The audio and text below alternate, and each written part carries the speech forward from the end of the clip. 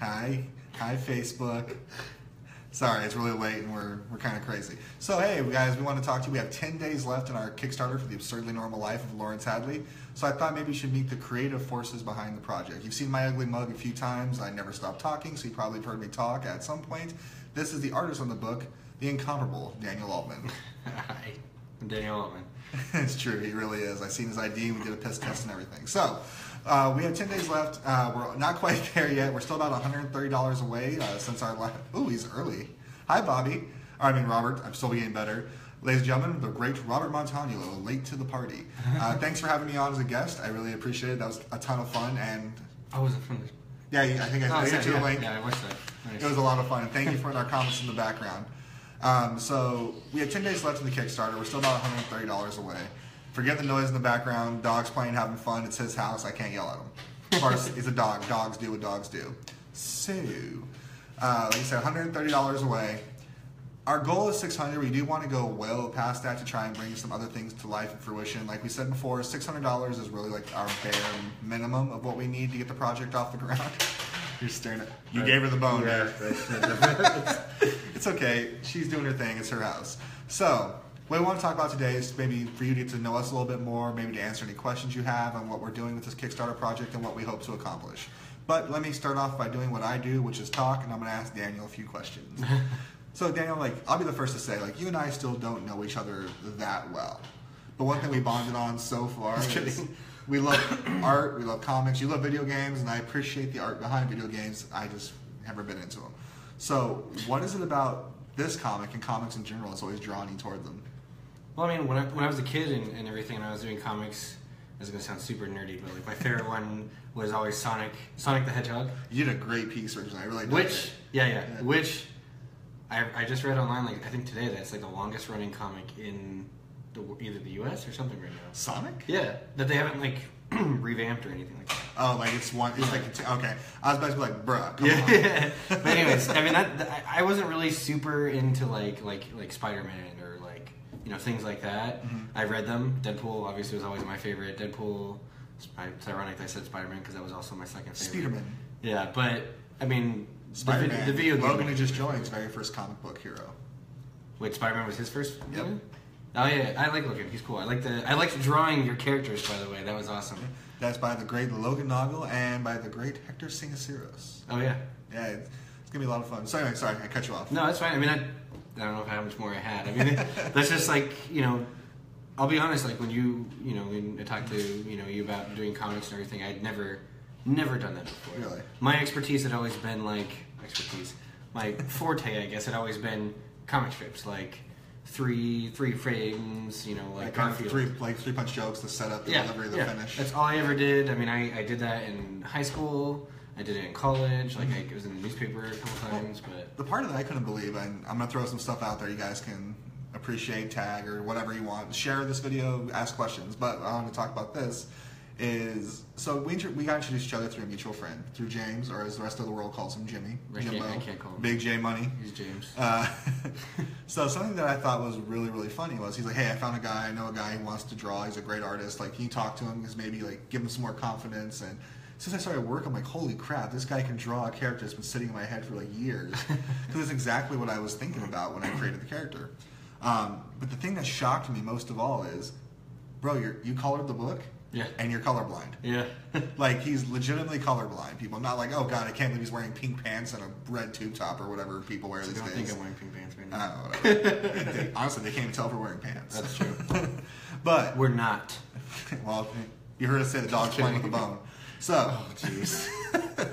But no, I thought that was so cool, and the fact that you do everything from just an iPad. Mm-hmm. So I know you're nervous. Part of the Kickstarter rewards is you get sketches done by the artist, and it's been a long time since you've drawn pen to paper. Yeah, it's been about a year and a half now. But yeah, let's talk about the way you draw digitally, how you were able to color. And I think your colors are fantastic. I love flat panels and your cartoony style. I really do. Yeah. So, what has it been like having to draw and color with something like this? I mean, at first, let's see, I got the glasses. The glass. I got the colorblind glasses. They're called in chroma. I'm allowed to. Okay.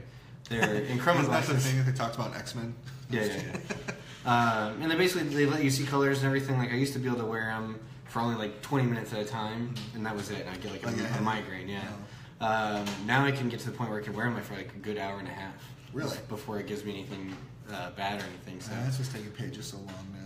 I was kidding. I thought we had a little break. No, we totally did. We haven't even released issue 1 yet. But yeah, the iPad and everything. Honestly, I got the iPad Pro, the 9.7, which is the smaller one, and the Apple Pencil, and I literally just went to town. I got the pencil. Like, it feels like you're actually using a real pencil. Yeah. And I'd always done. I never drew with like an actual like charcoal or like all those cool things, which I wish I did. I always did mechanical pencil, 0.9, like thick mechanical pencil. That's it. And then going to this is like almost exactly the same thing. So, hi sister. Cool. My sister joined. Hi sister. Not your own sister. Not my sister. I don't know why she's not on here. But okay. So, with this comic book experience, like, what has this really been like for you? Like, 'cause I'm gonna toot my own horn. This has been about the 15th project I worked on. Yeah, I've sold like 15 copies of everything. But like, what was it like for you? Like, this is your first comic book experience. You really did dive in with 2 feet. We didn't do a full 24-page book, but for those who know me and they know Silly Monkey background, we never really do a 24-page to begin. We always do what I like to call the introductory test book, where we do about 12 to 14 pages, just to see if it really piques people's interest. We always add some cool stuff on the back end to make it worth your while still.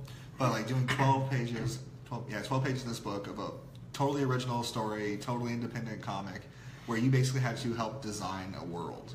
Yeah. I can only do so much in the notes, like, hey, walk into a place that looks like this, but it's really in your mind's eye of what this looks like. I think the meeting that we had, the first meeting, everything we had, we kind of came up with all the ideas and everything, and right then and there, like, I just had everything, like, whirling around in my head. So, like, I think even that night, I think you said that before. What's that? Like, that night, like, I went home and I drew. Yeah, Like, you said to me, like, 30 minutes after you left. Yeah, because, like, as soon as I get something in my head, like, even if I just do, like, a little quick thing on the iPad or a sketch or whatever of it, I have to get it out and do it and everything. Oh, I'm slamming the table, sorry. But, like, we talked about it. We came up with ideas. Like the dual page thing that we talked about. Like there's one. Ooh, yeah. Yeah, there's one page. I'm allowed to spoil that. I don't want to talk about it, but there's like one page where it's like 2 pages. We talked about that from the get-go of like where you wanted things. You kind of like, I want this here. Like I can think, I guess maybe whatever characters you can think of, and I was like, okay, this is what I want to do. Yeah. That one took me a really long time, but you know what's funny about those 2 pages too? It helped me learn like how we were going to work together on the project. Because, I don't think I'm telling tales out of school here. Like, when you send me the artwork digitally, I have taken certain liberties with it just to make it work in the page frame. Because sometimes, when you work on the iPad, you're working in a specific space. Right. And when we print a comic book, it is not that same space size. So, like, I reformatted the 6.25 by... That's another thing. Yeah, you hold my hand a little bit on that, because I have no idea how to do any of that kind of stuff. And I'm so weird. Everyone in our Facebook world, I'm that weird guy. It's like, oh, I like lettering, I like formatting. Oh, can I please do the layouts? I'm fine with that because I'm not good at design. So ask Logan if you need a letterer. I'm your guy. Yeah. So I took some of those and I worked it around.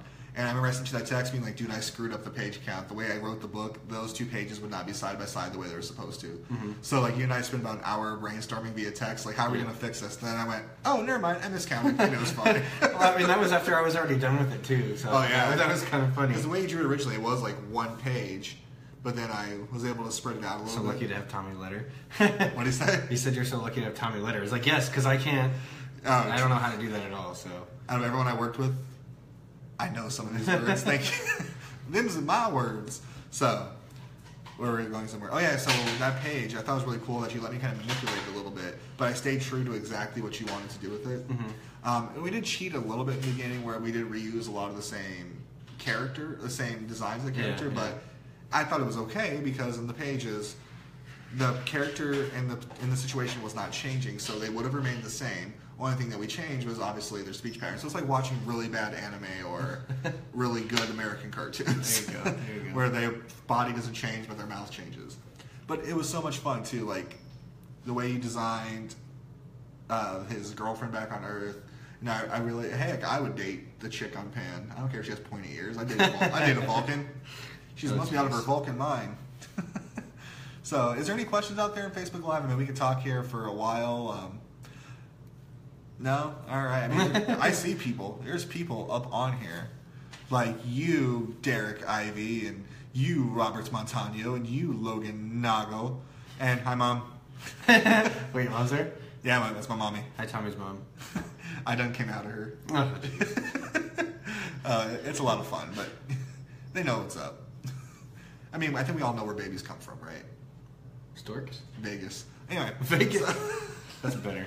I like that. I left my wife and child to be here. So come on, people. Tolerate us. Ask questions.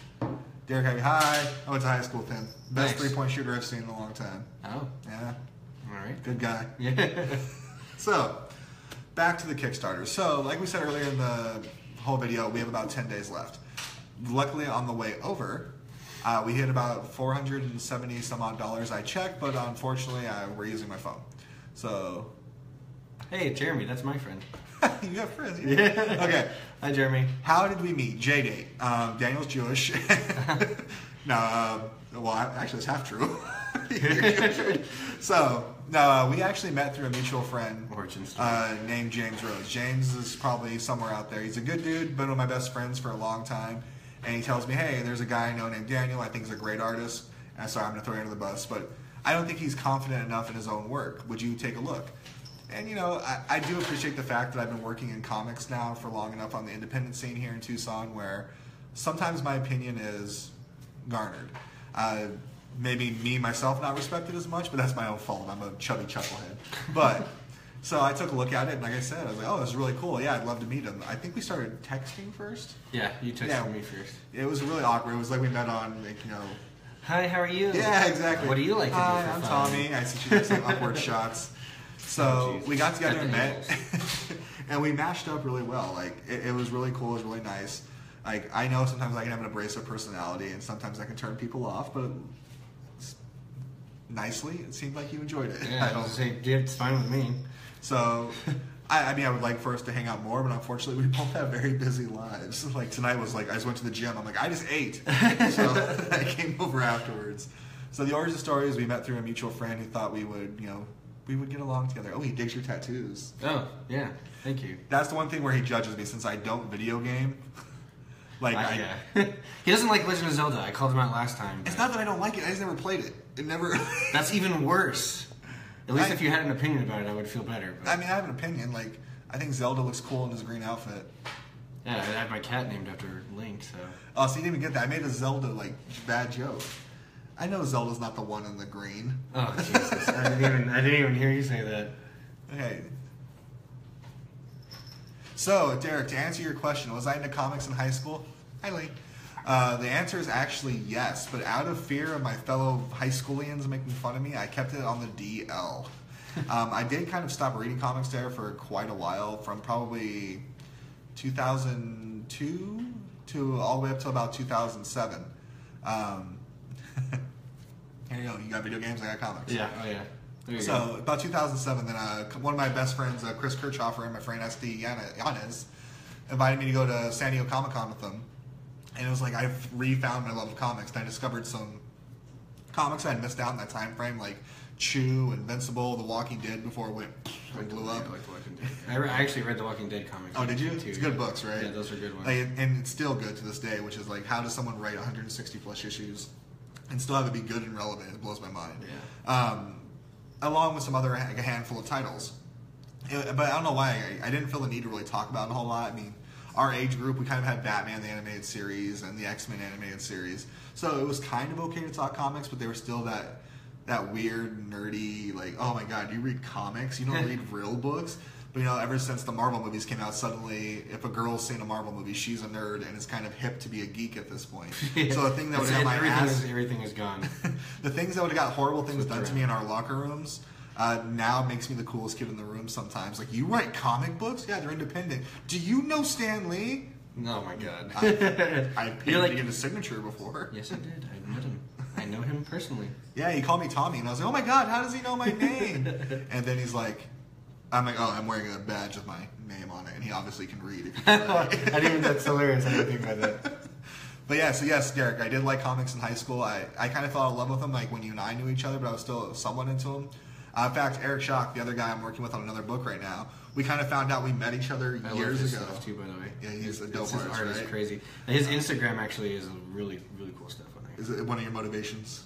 No, I mean his a different style than mine. I don't think I could ever be as good as he is. And in fact, like me, I like to help everyone that I can and work as much projects as I can. I have to say, Eric's been one of the biggest helps in me staying in comics, because you can ask Logan, who's watching right now. There's been so many times where I was done. I was ready to just, I did my thing. I wrote my books. Maybe my kids will find them one day. And you wrote comics? Yeah. But then Eric told me he'd kick my ass if I stopped. Logan threatened to kill me at one point. And then I met you, and we started working on stuff too, which is really cool. So you guys all save me to make me still do comics. You look at what? I can't read it. What nerd mecca would you each want to go to? Examples: E3, New York Comic Con, or Smithsonian.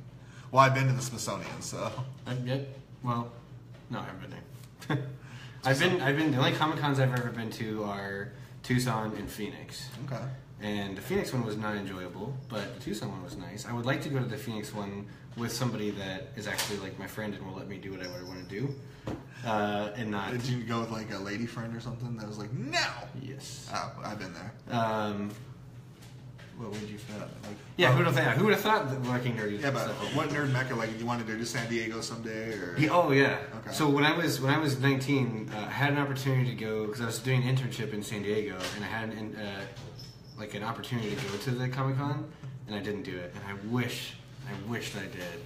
So I feel like that would be the one that I would love to go to. Yeah, I think I would like. I have never been to Emerald City. I think that'd be really fun to go to, or maybe even Rose City, since I know somewhere I could stay. Oh gosh. Logan, Cynthia, I'm looking at you. But I don't know. Like, as far as like nerdy meccas, like You mean like a specific like nerd thing? Yeah, like, I mean, I've been to the Smithsonian's. I've actually, I've seen Action Comics #1 with like a 9 grading, which was amazing. Like, at a Smithsonian. I mean, yeah, I mean, he's right. Like, I'm more in the video game spectrum, so I'm thinking. Wonder like Bethesda Studios. Oh like, god, yeah. See, I know what Bethesda is. I get some video game cred, right? Like BioWare. Ooh, Sydney, or something like that. I don't know. She don't eat meat, but she sure like the bone. Oh jeez. Anyway. For the people that just joined, my dog is chewing on a bone very loudly. It's true. But, the dog's cute, so I can't say anything. So, okay. But yeah, so we met through a mutual friend. I would like to go to Emerald City Comic Con. Daniel would like to go to San Diego Comic Con. Heck yeah. What video game would you say was a huge influence on your artwork and just your life in general? Like, I mean, I got some Mario Brothers reference here. Got some Fallout. Again, I know some video games, people. Stay off my what's new. Oh, hey, there's Eric, by the way. Oh, Eric, we were just talking about like, you. totally, Missed it. like, We were saying how good nerding your off artwork on you a was. while ago. I mean, oh man, video games. I mean, I don't know if the video games particularly. That's a lie. Sonic, Mario, Crash. I'm glad that's coming back out. But as far as like favorite games and everything, obviously Legend of Zelda. Okay. That's really bright artwork. They make a Sonic live-action movie. Who plays Sonic? Go. What? Do they really? No. Oh. If they made a live Sonic movie, who would play Sonic? Oh man, I have no idea. Who would play Sonic? I don't know. James Marsden. He's in a lot of comic book movies. Oh, God. I'm trying to remember who did the voice for him, but the Sonic Boom kind of ruined that. And they even made like a Sonic Boom comic series. I remember the cartoon, the Sonic cartoon. It came on KSB, I believe. You gotta go fast. Yeah, okay. You're a chili dog. Like all that's all you'd be thinking of. And then there'd be like a cutscene, and I used to watch that all the time too. And there'd be a cutscene where Used to. Oh shut up. Used to. There'd be like a cutscene where Tails would be like writing something on the wall. Oh, no, he'd write Sonic says, but spell it wrong, and Sonic would dash in and fix it.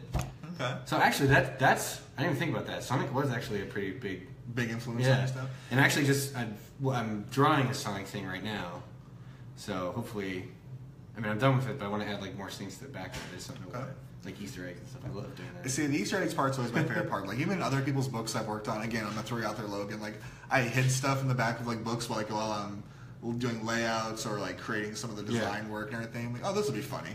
Like, I think it's issue 1 of Beard and Frog. On the desk, one of the cups has the Comics logo on it. I was like, if I'm working on it, I might as well brand it someone else's property.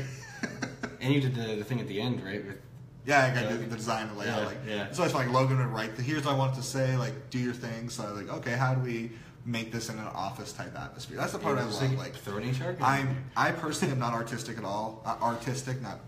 I'm not artistic at all. So I can't draw. But what I can do is I do graphic design fairly well. It's something I'm self-taught at doing, for a little while now. So when I get a challenge like from Logan or from someone else, I'm helping out the book. Like, oh, we want this to look like this. I like they give me a little bit of free reign, so I can kind of do whatever's popping in my head. Like whereas you can go from hand to paper or hand to iPad in this case, I go hand to mouse or Wacom tablet. You know?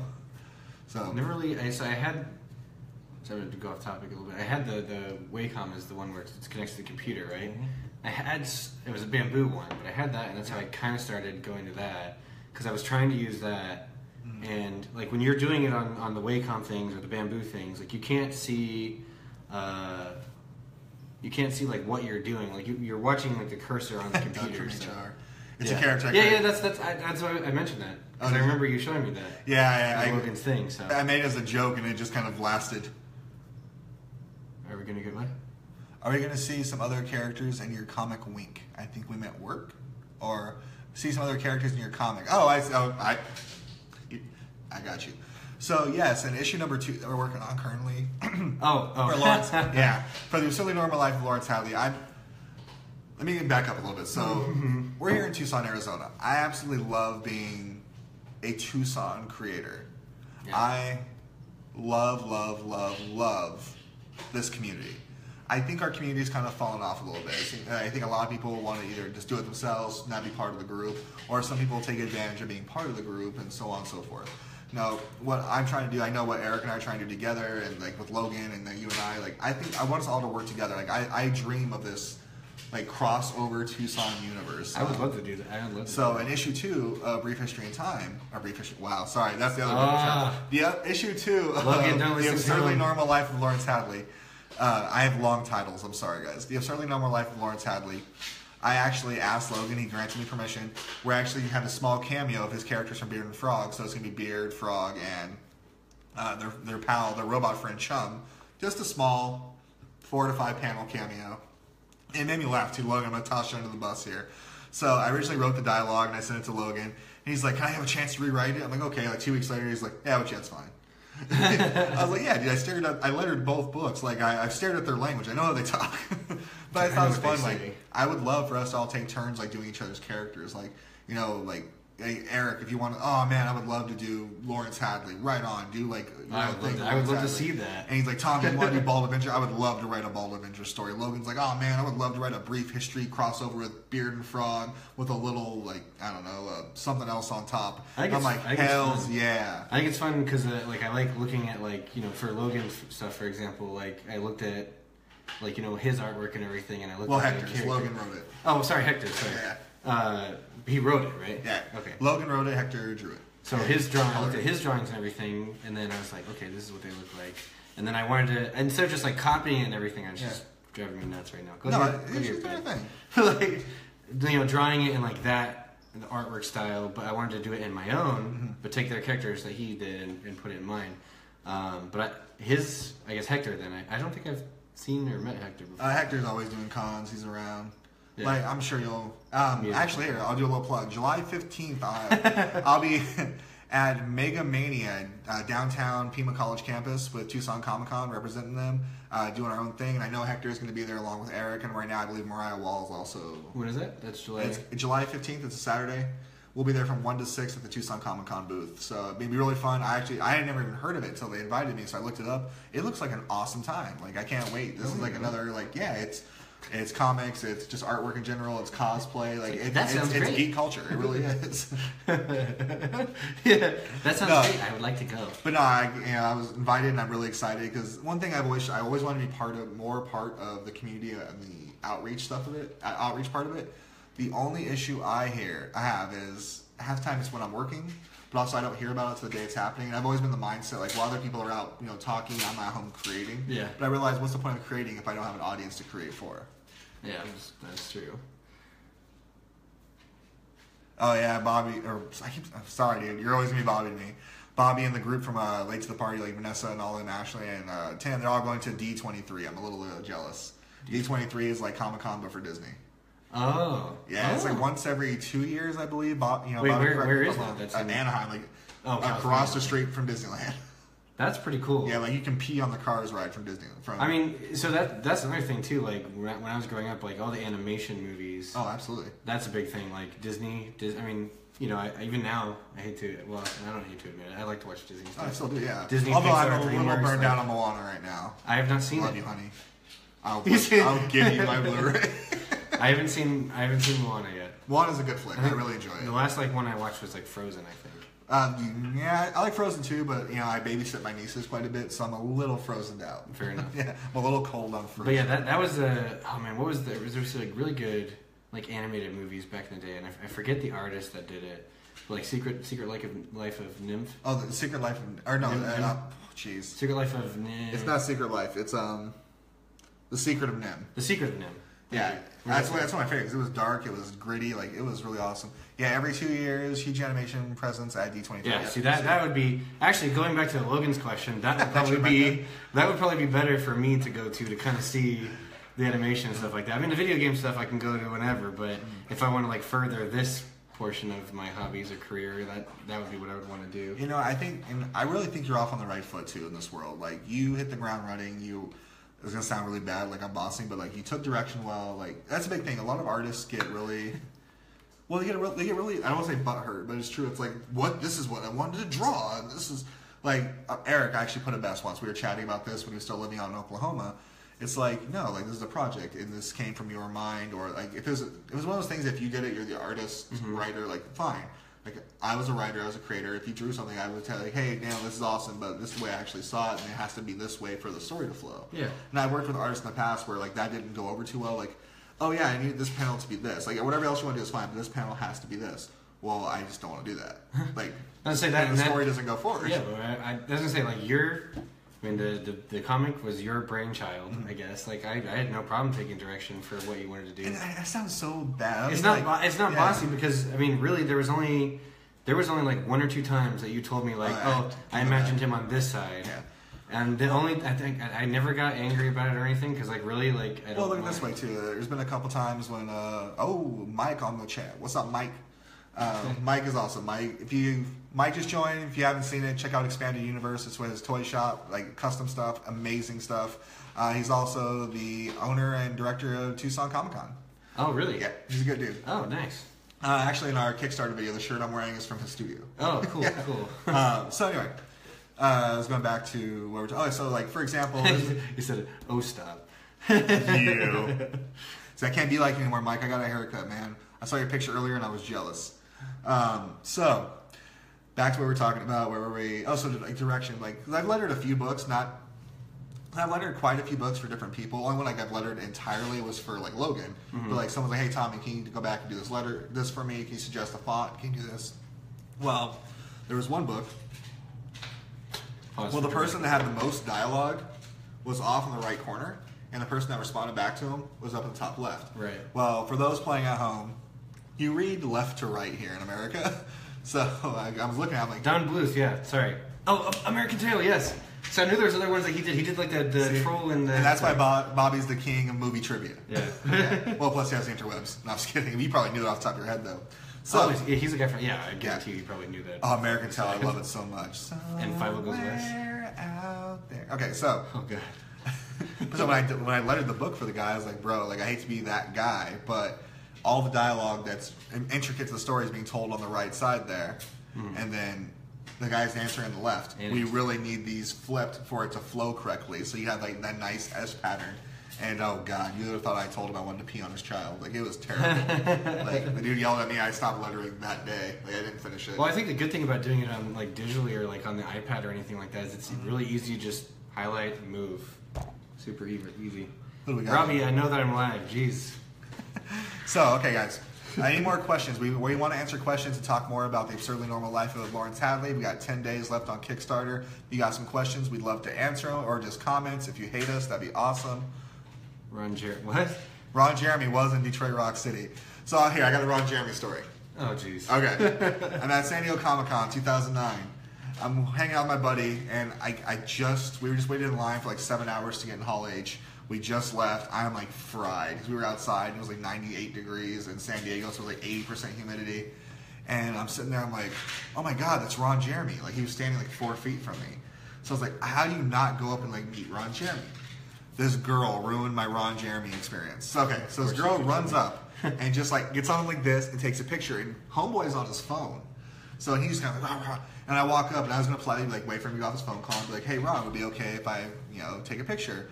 And as soon as I walk up, I hear, if another goddamn person asks me to take a picture, I'm gonna lose it. I was like, bye. I was like, you blonde girl. Okay. Yeah. He was in Boondocks. Of course you do, Tommy. Hey, I'm sorry that I saw Ron Jeremy once. I was this close to him. Oh. I smelled his years of acting. Okay, so. Acting, yes. All right, any other questions? Come on now. Comic books, what would you like to know?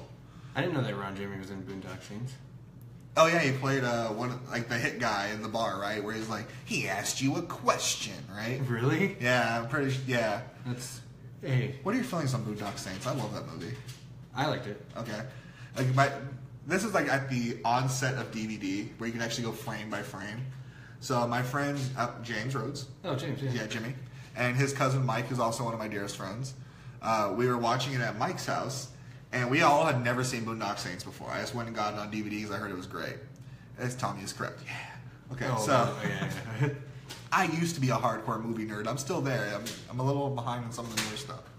So we're watching it, and the part where he shoots the cat. Mm-hmm. Is Link okay? Yeah, so the part where he shoots the cat, I remember at the same time all of us were like, holy crap! And like jumped back. And we went back frame by frame to see if there was ever like a cut where they put in like, stunt cat or something. And we could never find it. Like, it was amazing. Like, I laughed so hard, and it's not very, like, cool for me to laugh at a cat being shot, but it was pretty funny. Cover your ears, I think. Is there a comic book that you would say, like, when you did read comic books or look at comic books, was there one specifically that you're like, this is my jam, if someone said, hey, what comic book who laughs at killing a cat? Apparently Tommy, I don't know. That's my dude Eric Slaybaugh. Eric, you're a good guy, but you would laugh too. You have a horrible sense of humor. Go to a wedding with this man, the Wobble King. The Wobble King. Are there any projects on the horizon that I can talk about? Absolutely. So right now, Eric and I are also working on our follow-up to The Raven, which we released last year. Bad news, people. The Raven is mostly sold out at this point. I talked to Eric about it, but I'm maybe thinking about we can do like a reprint, but we'll see. But we're working on our Golden Age follow-up, which is kind of a team-up book of the Raven, along with some other characters that Eric's worked on before, and I got the opportunity to write, such as the Owl, the Daredevil, who we call the Devil in this book, the Golden Age character, blanking the Blackest Terror, the Black Terror, and the Duke of Darkness. And it was I was really thrilled to write it because it's really my homage to the couple books that were really influential in my life, which is Watchmen and Dark Knight Returns, which most comic book nerds will agree were influential in their life. And R.I.P. Adam West. I also wrote it to pay homage to my favorite Batman animated series episode, The Gray Ghost. Like, I love that one because there's 2 times where I think Batman became Bruce Wayne again just for a minute. That was in Flashpoint where Flashpoint. I've seen Flashpoint. Okay, well I've read Flashpoint, but even I'm sorry. Where he hands him the note where Bruce Wayne becomes Batman becomes Bruce Wayne again for a minute, reads it, you get the teardrop, and he goes like thank you, puts his cowl back on. Then in the Gray Ghost where George Clooney. Then the Gray Ghost where he first confronts him like you were my hero. He's like, I was just an actor. And he goes, you were more than that to me. Then jumps out the window like, I got shivers right now thinking about it. I love that episode so much. If it doesn't make you cry, you have no heart. So we have that project coming up soon. I'll admit, we still don't have a title, but the book's actually almost done. There's no title? I didn't even know that. Every time because I can't think of like something that just pops for it. Anybody got any ideas? We've run that idea too. Oh, dang. We have like 4 pages left where I'm doing the flats for it. It's the first book I'm attempting to color. Mm-hmm. I'm hoping I think Eric's gonna go back and do like the shading and toning on top. We want to stick to that sort of flat like color. Yeah. But I'm also lettering and editing as I go. So when we're done with the flats, it's gonna be done. And after that, there's a book, and Logan, you'll be really happy to hear this. I finally decided it's time that my passion project comes to life and fruition. It's called. I don't know if I know I've talked about it on the podcast. I don't know if I've talked about it live on Facebook before. It's called White Crosses. It's an immigration story that takes place in the 1950s. Oh, look, Eric, that's very true. Like, I used to think I didn't sleep. Man, I don't know how Eric does it. Coffee, I guess. But it's called White Crosses, It's an immigration story that takes place during the 1950s at the height of the Bracero program, which is a program where the United States brought in migrant workers from Mexico to work while our GIs were basically still overseas, or no one was taking the jobs. So I'm extremely excited to tell the story because it's something that's near and dear to my heart, especially in our current political climate where a lot of people are frowning upon the word immigrant like it's a dirty word. And I don't think a lot of people realize how some people are willing to die just for the chance to be free. And I think it's a very important story to tell at this time. And there's actually a great company out there called Alternative Comics that I'm actually working with Eric on to possibly work on a pitch and maybe some test pages to send to them. Because it's just a 3-page book or one 48-page graphic novel. Mm-hmm. But it's a story that, it's going to sound so corny, that it's not a story that I want to tell. It really is a story that I think I have to tell. Especially from my point of view, being a native-born Tucsonan, growing up so close to the Mexican border, where most of my friends were immigrants, and I'm Scottish, Irish, German, background. My family was an immigrant. I actually traced my father's family coming over from Ireland to Canada. I traced my mother's family back to almost the 1600s. Oh wow! That's cool though. We're all immigrants in this great country. We're not the first people. We're not the native people of this country. We are only renting it. So I think it's really important that story gets told, and I really hope to bring that out in the next year or two. I agree. I remember that was one of the things that we first talked about. I don't know how it came up in the first time we met, but I think it's a great story. I mean, Eric.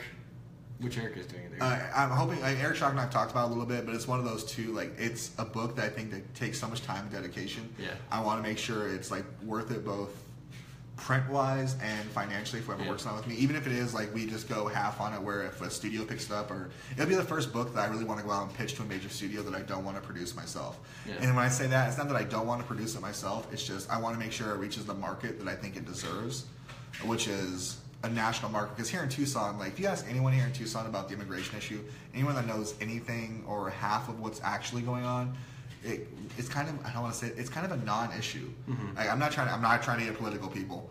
But the fact of the matter is, everybody's doing things now. Right? You said that. But the fact of the matter is, if you talk to anyone that's in border towns, this imaginary immigration problem that we're having right now, anyone that lives in a border town where the problem is occurring, we're what problem? This is I'm pretty sure after he said that the mayor, we're at the lowest of undocumented working immigrants in this country. I'll be the first to say if you're going to come over, do it right. But also the way our political system works, it's Adrian. But the way our political system works, they make it kind of impossible for a lot of people to come over here who are working, thriving, and contributing members of our society. Adrian, we were talking about comics. It just got political. It got political for a second. I don't know. What I'm trying to say is I hope I can count on your vote in 2020. I did want to back up a second because Robert, you kept calling him Bobby, but he said, wait, go up a little bit more. Okay, if we produce a comic book show on our channel, what would interest you enough to watch? Oh, a big thing that always gets me is I don't have enough time for every single book that comes out. So most people, I'll go to Fantasy Comics, be yo, Matt, what do you recommend? Or I'll go down to Heroes and Villains, be yo, Malcolm, yo, Ryan, what do you recommend? Because I go off of other people's opinions because I really don't have time to read anymore. Just go grab random books. Mm-hmm. For a while there was a pile on my desk at home this high of books that I wanted to read. Here, point in case. I totally blanked on it. Saga. I love Saga. I read the first 2 issues the day they came out. I have not read an issue since issue 16, and it's up to 48. Oh, wow. So I'm so behind. So a big thing that would interest me is not only what books came out this week, but what books are we excited for in the near future. Logan actually turned me on to a title called Black Hammer by Jeff Lemire, who was his man crush. He loves him some Jeff Lemire, and because of him, I actually like me some Jeff Lemire too. I never really read him before. I like me some Jeff Lemire. That book I'm behind on too, but I've read the first 3 issues, and it would never even have crossed my radar had it not been for Logan. Mm-hmm. So I think, Bobby, to answer your question, what I think would be a great show is what's hot and new, what's coming out soon, and what would be our recommendations to pick up if you could pick up one book. I would definitely watch something like that because it's hard for me, especially because we both work a lot. You got a family now. It's hard to kind of keep your ears to the ground and look for all that stuff. But if we have somebody saying, oh, here's what came out this week, here's what we think about it, here's what's coming out, keep your eyes open for this, I would watch that. Yeah, and I think it's a big thing. For instance, Robert, they host if you haven't seen it yet, go to YouTube, check out Late to the Party, the number 2. they do reaction videos, which I'll be the first to say, like, when a reaction video started becoming a thing, I was like, why am I watching a video of somebody reacting to something I can watch? This is no joke, I'm not blowing the smoke. It wasn't until my friend started doing it and I started watching his that I realized how important these are. And reviewing comics books before they come out when you hear about them is the same idea. Like, it really makes me go, like, you know what? Maybe I do want to see that. Maybe I do want to read that. And just seeing how excited someone else can get. Or, like, I don't believe in really talking down. Like, I know my sense of humor is kind of, I don't want to say negative at times where I make fun of things, but it's that weird creator brain. But I'm a firm believer, like, you should watch every movie once. You should read every comic once. You should listen to every song once. Because someone took the time to create this, to make this, to mold this. It was someone's baby.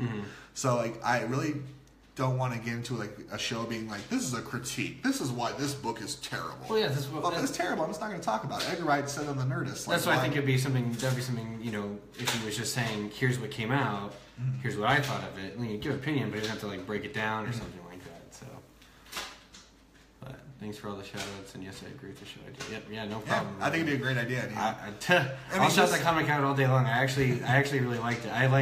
I mean, the only ones that other Silly Monkey ones that I've seen is the Brief History. I think I saw the one you gave me, like the one. I think I gave you a copy of everything so you can kind of get an idea of my writing style. So, and like, then here, I've read theirs. That's a good thing. Let's run down the Silly Monkey catalog because we're gonna have the newest one coming out. Okay. So it started with me and Caleb Warner doing Brief History in Time, which is an all ages kids book about two kids that travel through time to save their grandfather. And that was inspired by, I absolutely love Doctor Who. So, what? Yeah. Oh my god, I love Doctor Who. I'm not gonna lie, I'm like 3 seasons behind. Like, I haven't seen any of the Capaldi stuff.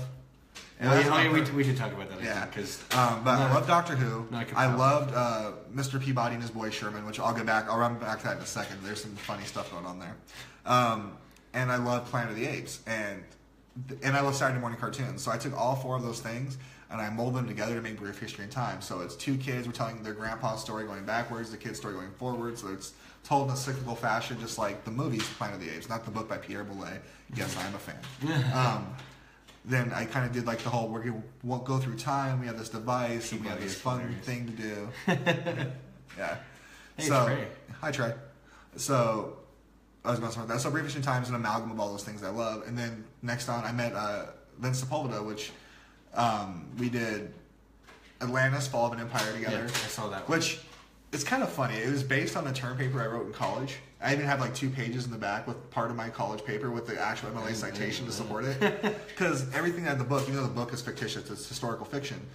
What happened to the island in the book is part of what I believe happened. Is I believe Atlantis was the island Crete. And Crete was most likely inhabited by the Minoans, who fit the description of Atlanteans, where they were seafaring people that was technologically advanced, yada, yada, yada. Not to get into the science behind it, like between liquefaction and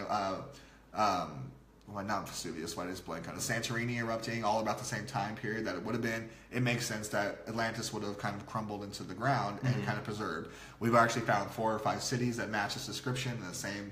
I have a degree in history, by the way. I was gonna say. But anyway, long story short, I wrote that 24-page book in about 6 hours. Whoa. Because you wrote ours in like. About a day. Yeah, I was gonna say it took like 1 day. So I'm not gonna lie, I think it's one of my gifts. We have you've written like. Oh, I have the first 8 pages. Yeah. 8 books plotted out, and the first 2 books written. So yeah, that's the nice thing that we started too. We've started the second one already. We're not very far at all. It's a page in. Is it? It's a page in minus a panel. Okay. There's 1 panel left on page 1. Gotcha. But after that, I wanted to do something more adult, like something like crime noir. So we did Chance Tells, The End of Time's Call, also Vince and I, where Vince came up with the character. He's like, hey, I have this idea for a character. His name is Chance Tells. And his whole premise was Chance Tells, people like, they call me Chance. He's like, can you come up with a story for that? So, it's going to sound douchey again. I wrote the 24-page script that night. That's cool. Well, some people are like, oh, you should take time. Like, no, get the idea out, let it flow. It's the same thing I do with drawing. Like I said, when I get something, I'll start it at least so I get it out of my head. I believe in that Finding Forrester mentality. Like, get it out there, finish it. And once it's done, go back and work it. There's never a pure moment than reading that script the first time before editing it, fixing it, and altering the story. So I wrote it, and the next day I edited it, and I sent it to him. And I created this world where this guy deals with the occult. Like, it's like I'm so used to writing like my kids' story and then also my historical fiction. I wanted a chance to write something like more serious and a little bit darker. And so far, believe it or not, that's actually that's like one of our best selling books. Like all the stores that carry it, it sells out immediately. When I go to try and sell it like myself, people are like, "Oh, I'll take this one." It's really weird how it works out. Then after that, I did The Raven with Eric. I read that one. Which, yeah, that was like my favorite. It was my first time working with someone who was really seasoned in the comic book world. Yeah, I was gonna say. So, and it was great. We found out we worked together well. And so far, I've been very fortunate. Every artist I've worked with, we've worked together extremely well. There's only been a handful of times where I'd be like, "Where are the pages?" I was like, remind me for the next issue to be a jerk to you. Done. And this video will live on forever. Oh, jeez. Okay. So, after that, I worked on some properties for a company called Learning A to Z, where they kind of told me, "Hey, we would love for you to help us design our graphic novel line," which was a lot of fun. You know, it was interesting. I never worked in that situation before. I would love to do it again. It was my first time doing it, so I kind of went in there blind. I really didn't know exactly what I was doing, so I did what I thought I should do. I mean, they published 4 of the 5 scripts I wrote for them. Yeah, I think I did something right. Yeah. I think my problem is too, I never go out and pursue those jobs. I'm like, if they find me, they find me. This is my hobby that I love. Learning A to Z is actually a really good company. I have a friend that works there. Oh, really? We've talked. I have some friends that work there now too. Like, yeah. I asked him if he knew you, and I don't think he said no. No. Because you were like kind of like a freelance, like right? Yeah, I was just hired script. I was contracted to do 5 scripts. But yeah, that's a good company. So. And then like in between all that, like I wrote down. I sent you the screen cap at one point. It was in 2015. I just wrote down an idea for a story. A guy whose life is so boring on Earth, he winds up in a world inhabited by mythological creatures. And that was like the premise. I wrote this in 2015. I knew I wanted his name to be Lawrence Hadley. And I didn't know where to go from that. Like, I didn't know what to do, what I wanted to do. All right, I gotta get something to ask you then. So, because I never asked you this before, where did you come up with the name Lawrence Hadley? I wish Eric Ciccone was watching right now, because he was the first person who went, I know where that came from, because he's one of my best friends for years. Yeah. So, my middle name is Lawrence. I know. And I think that's a fun name. I have 3 first names. You see out there, Thomas Keith, Robert Thomas Keith. I'm Thomas Lawrence Keith. I'm Tommy Larry Keith, essentially. And Hadley is actually the street I grew up on. Oh. So, not to make it dirty, but essentially, it would be my porn star name. Yeah. So I was like, oh, that'd be fun. Like Lawrence Hadley. Wait, so it's your middle name and your street you grew up on? So Joseph 3rd Street. Joseph the Third. There you go. So that's where Lawrence Hadley came from. I did not know that because I knew Lawrence was your middle name, so I thought that's where you'd gotten it from, but I had no idea what. It's really funny. I actually just talked to someone recently. They named their daughter Hadley. Really? Yeah, I was like, oh, that's awesome. Like I never heard that name anywhere in the world except for where I grew up. Yeah. So yeah, Lawrence Hadley came from there. But I realized, looking back, I was being nostalgic one night when I couldn't sleep. I was flipping through some old yearbooks, stuff like that, you know. And I found our senior magazine, and I was voted the 3rd funniest in our senior class, which I still maintain was rigged, but whatever. Yeah, it was first. I was like, you know, all the stuff I've written, I've never written a flat-out comedy. Mm-hmm. Like something that I would watch. So I'm like, what shows did I love watching? So I was like, man, I love The Office. Oh, God. I love Seinfeld. Like I love what I would like. I love realistic like buddy shows, or that tight knit community environment. Like Community, I love Community, like that type of thing. Yes. So I was like, oh my god. I actually put a Community thing in there too. I don't think anybody's gonna see it. I don't even think you saw it. I don't think I saw it. I mentioned it. Don't tell me. I'm gonna look at it again. Okay. I'll see if I can find it. So I wrote this idea, like what would it be like if a human wound up in this crazy world, but they had mundane adventures like in The Office and Seinfeld and Community and Parks and Rec, stuff like that. Like those were really my big influence. So that's where we have, you know, our Minotaur who hates the world around him. We have our angry boss dragon. And actually, and this is the other part of it, the origin story. The actual premise came from a throwaway joke I made years ago, where I just made a comment like, wouldn't it be funny if a bunch of leprechauns got fired for stealing like brass fixtures and hiding under a Skittles display? And so when I came up with that, I was like, oh my god, that works with this premise of Lawrence Hadley. He gets his job because the leprechauns get fired. Yeah. You know? And actually, I think you did something. I referenced that in the book. Or at least the boss talks about it. Yeah. I don't think I drew the leprechauns. No. There might be some leprechauns later on, some ideas I'm thinking. But bring back What If comics? Did you ever read those? Explain, Adrian. I don't know what that is. I think I do, but I think I might be thinking of something different. So like what I'm thinking of is like, what if George Washington wasn't the first president? Like it was those type of books. But I don't remember them being comics. For some reason, I remember them being like flat out books when I was a kid. Weird. No, I never heard of that. Oh, okay. Do you remember what your first comic book was? that I ever read, Yeah. it probably was Sonic. Nerd. I know. I'm saying that's all I'm gonna keep bringing up is Sonic because the thing. You said Marvel. Marvel What If comics. I don't know. Maybe I'm slipping. Maybe because it's like 10:30 at night, but I don't know. Yeah, I mean, he's more of a Marvel DC guy. I'm an Image guy. So. I'm an Image guy. Like Marvel and DC rock. Don't get me wrong. Like I'm available for hire. But I've always been an Image guy. I grew up in that Image generation. I was part of the Image Revolution generation. You know. With that being said, my first comic book was a DC book. We can't Google it right now, Adrian, so that doesn't help us at all. You have to explain it what it is. My very first comic book was Death of Superman, and that's where Eric and I realized we met each other. There was a comic book shop here in Tucson called Dimension X Comics, and it turned out Eric used to clerk there, and that's where I bought my first comic. Oh, jeez. I'll tell you about that later. You said we'll talk about that later. No, how about Taylor Swift? I met her in... You met Tadoff Switler? Yeah. Okay. I'll tell you more about it later. So I just realized I made a I don't want to joke embarrass or myself joke. on I this apologize. Oh God, you met Taylor Swift. So anyway, if it makes you feel any better, I met Trisha Underwood. I don't know who that is. You know who Trisha Underwood is? Uh-huh. She's a very famous country singer. I don't listen to country. Well, still, you heard Garth Brooks, right? Yes. That's her husband. Oh. And she was famous before they got married. Yeah, my mom wanted to take us when we were a kid to a thing, and I was 5 years old. I still remember to this day, because she's like, "What's your name?" I was like, "Tommy." She's like, "I'm going to sing a song to you." And she kissed me, and yeah, because their song's like, "She's in love with the boy," and it's Tommy was his name. Yeah, gotcha. So she loves me. That's what's up. Oh, 20% battery left. Oh, Yearwood. Bobby, I said Underwood. I don't know why I said Underwood. Trisha Yearwood. Good catch. No, that's same as T Swift. Well, yeah, I mean, I feel like Taylor Swift's all over the news, so... She's more talented than Taylor Swift. I'll tell you that much. No, I don't listen to her music, so I couldn't tell you how talented they are. Look, can we just shake it off and move on? Okay. So, but yeah, my very first comic. I was looking at your face after that, which there was a very good chance that Eric's probably the one that sold it to me at some point. Really? Yeah, we just kind of determined that. Small world. It's Tucson, man. Our population's about 500,000, so I mean, chances are my wife likes to make the joke, everyone everywhere we go. And I was like, no, I don't. Well, I'll agree with that because I remember when I went out with you and James. We just went out. Where did we go? We went to our bar. Yeah. And randomly you met some guy who just got his own TV show about comics. Oh no, that was actually you didn't meet planned. him. You knew him. We were there to meet him. Oh, I didn't know that. Because he hosts that every Wednesday, so we decided to go out and check it out. I'd never been there, but no, we were in DC and actually ran into somebody. Oh, okay. So it's Tucson, and I like people. I love people, so I will always say hi, people. Life's too short to be a jackass. Especially Tucson. I was born here too, and I like it, but I definitely see a lot of people. You say you don't like it? I do like it. Oh, I was like, I thought you liked it. No, I love Tucson.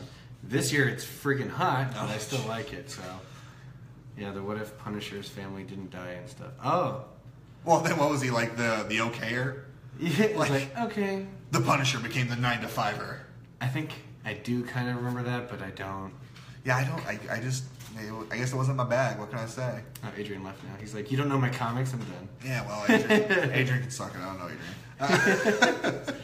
Okay, so let's get back to the topic on hand. We have 10 days left in our Kickstarter. We are currently at $470 some odd dollars. We need about 130 more. I know what you're thinking. Why should I support this comic? These two chuckleheads, why can't they just go sell one of their animals to pay for it? Because quite frankly, no one would buy our animals. No, they're both super annoying. And we make comics to share them. We would find each other in other cities. Yeah. Yeah, that's true. When I was doing an internship in California, I met 2 or 3 people from Tucson there. Oh, really? Yeah, it's always you're drawn to each other like a magnet. I'm going to do another name drop here. Okay, so I was fortunate enough to meet Chris Hardwick once. Yeah, I love Chris Hardwick. Love Chris Hardwick, yeah. Chris Hardwick and Kevin Smith are two of my biggest inspirations for doing what I do, which is, in fact, Brief History in Time, issue 2, there's actually a Kevin Smith quote in there said by one of the kids. But there's no cursing, so. Kevin Smith said something in one of his, and Kevin Smith's going to be here this Friday. I'm extremely excited. We have front row seats. So, Kevin Smith said, just throw your hat over the wall. Just do it. Throw your hat up. Well, he said it in The Flying Cars. So, technically, it was Jeff Anderson that said it, but Kevin Smith wrote it. Mm-hmm. Just like JFK threw his hat over the wall and said, you know what? We're going to the moon. So, hey, Bobby.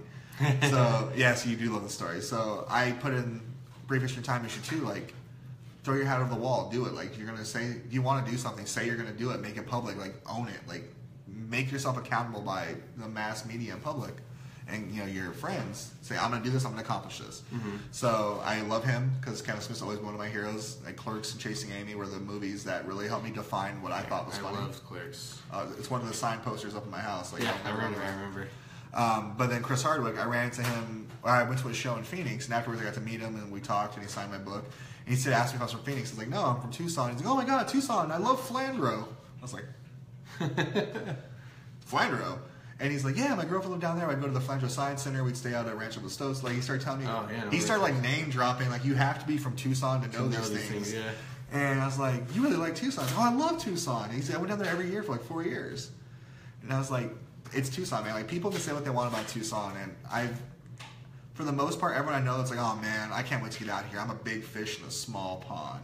They leave and go elsewhere and be like, man, every place is the same kind of pond, and they usually end up coming back. Like, yes, I know if I move to San Diego, if you move to like one of these places, we might be able to work in the comic industry in some sort, or the art industry of some sort.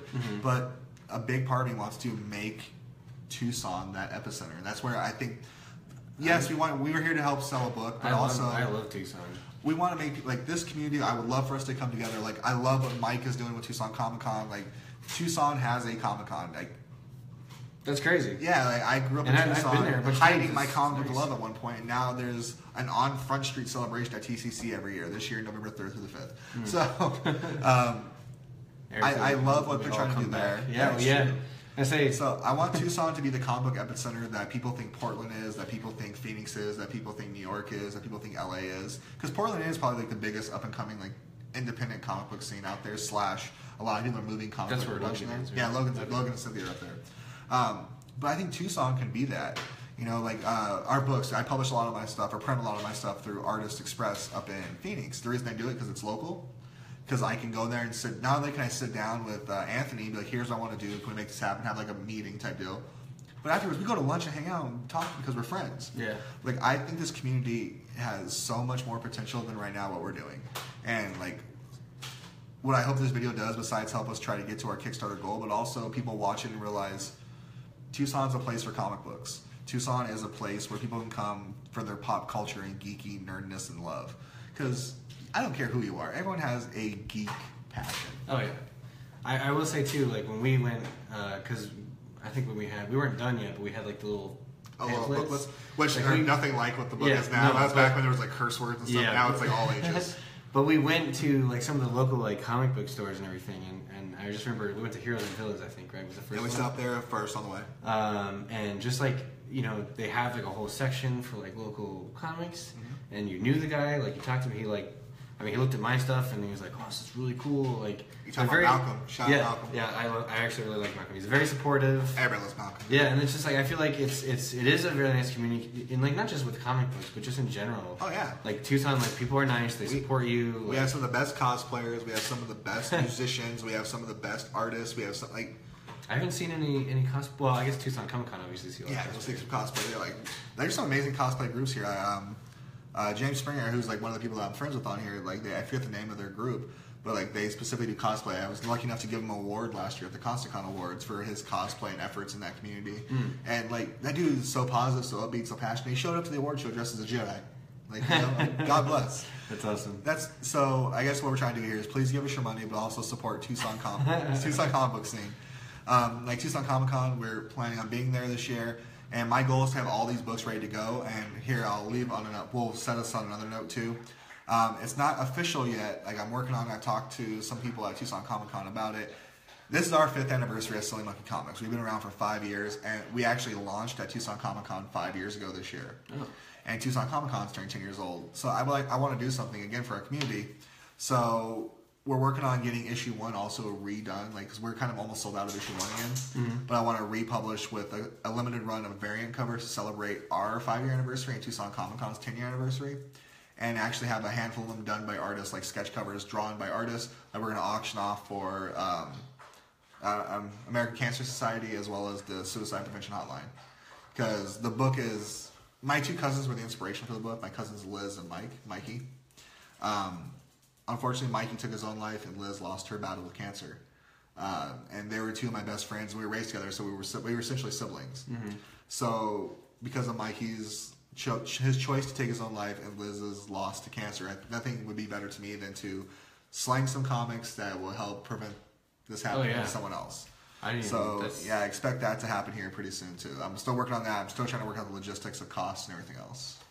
That sounds cool to me. I would love to be part of that somehow. So. Oh, you will be. Okay. I think too with like our stuff, with like the Silly Monkey stuff. Hi, Vanessa.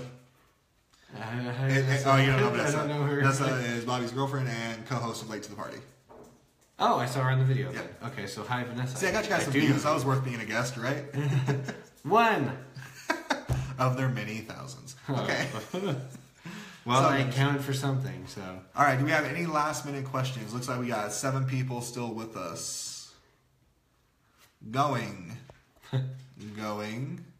Erickson, thank you, Eric. Awesome. I knew I can count on you. I think we should have, while we're waiting for somebody to ask a question, I think we should have like, at least everybody in Tucson for the Silly Monkey part, we should get together and just like go have lunch. Oh, I want to. But y'all people are busy all the time, so yeah, well, I've been trying to get with you for like a couple of weeks now. Well, yeah. Well, I say we'll take like if we push it out, like if we say like, okay, next month on this day we're gonna do it, and we'll get like all the hoodies and stuff, and we all wear the shirts. It'll be awesome.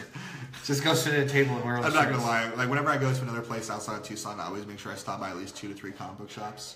Just like check it out, and you'll be surprised. If I go anywhere besides Tucson, I get looked at like I'm an idiot when I say, "Hey, where's your local and independent section?" And they go, "Or what now?" Point a case in San Diego. I was like, "Where's your local section?" Like, we have IDW books in the back. IDW is one of the 5 biggest comic book producers in the country. Wow. That is not local. You know what I mean? It is, but it's not. So I am very prideful. We go to any comic book shop here in Tucson, they have a local section. Ooh. All right, folks, no questions, no comments, no concerns. Forgive me for kind of like burping a little bit. I apologize. I just ate before I came over here. So on the final note, please check out our Kickstarter. I'll put the link down below here in a second. If you can follow it, support us, love it. It's The Absurdly Normal Life of Lawrence Hadley, about a guy from Tucson who's down on his luck and finds himself in a whole new adventure in the mythical world of Pan. If you like minotaurs and angry little... What's that? Oh, gosh. Our angry Pegasus. No. you just wait that. You gave him a name, too, and I forget what it was. Oh, my God. I want to say it starts with a P, but I don't remember. I just totally blanked on it. Yeah. What'd you eat? JK, bye. I had delicious lasagna that my wife made from scratch. Oh, lasagna. Yeah. Garfield much? I hate Mondays. I had Subway with lettuce because I'm trying to be healthy, but that's about it. I stopped drinking soda 2 weeks ago. Nice. I felt strong.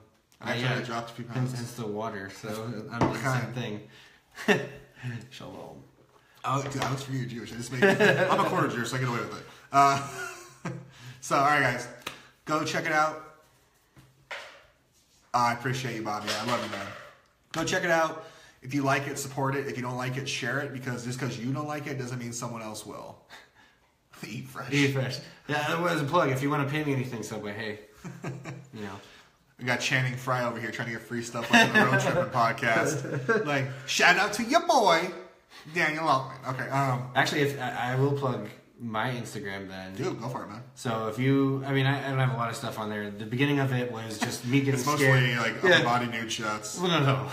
The beginning of it was me getting scared because it gets started really easy, but then I turned it into like a comic book, or not comic book thing, but like my comics or like drawn thing. So if you want to check it out, it's oh geez. Yeah, Blueberry Muffin. Why are you embarrassing with me? I can't even. Ignore him. Look, all right. His name's Adrian. So it's at Dingleboone. So DNGLEBOONE. Yes. On for confirmation. Yeah, I don't know why. So basically, I have all my drawings and stuff on there. I'm working on a big Sonic thing right now. So if you guys want, it's really cool. And check it out. Yeah, I'm almost done. Just gonna throw some stuff in the background. And I'll be up there. So. And you can always follow me on Instagram at TLKeith51, on Twitter at ThomasKeith51. On Facebook, which you obviously already are. Check out Silly Monkey, the Golden Age links that I'm part of, as well as writer Thomas Keith and TNT Podcast, which we're hoping to get revamped here pretty soon. And thank you for those who still download, which I don't get. We haven't recorded a show in a year, and we still get like 50 downloads every month. Oh, wow. Yeah, it's kind of cool. So, thank you so much again. Check it out. If you have any questions, it's too late because we're going to go to bed. Not together, separate. Well... No. Yeah, so Thank you guys so much for watching, and go create something.